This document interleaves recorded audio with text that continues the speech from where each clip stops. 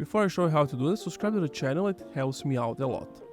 So the first way is to download Android file transfer. So you want to download this application, and of course you want to have the cable because you need to connect the cable with the MacBook. Basically, you download this app and you can just start sending it, as you can see, only like via a quick share or with the cable, so you can transfer it with ease. You can share how much you want, you can take a look at the pictures, you can see the files on the go. Like, it's super simple, and if I'm not wrong, this is the Android's official application. So that's that.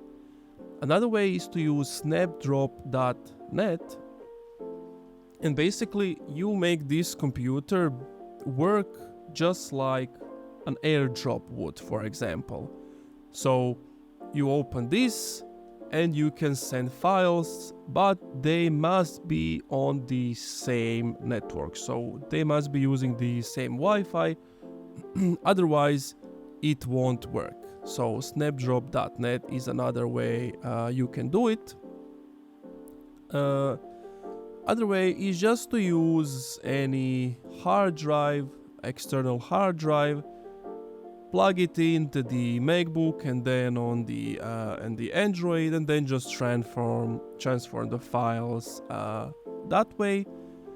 Or another way is to use something like Drive, OneCloud, or Google Photos, or whatever, where you basically upload them there and download them from your MacBook. So you upload from your phone and then you go to the same file on your MacBook and then you download them, and that's pretty much it. Thank you for watching this video. If you enjoyed, leave a like, comment, subscribe.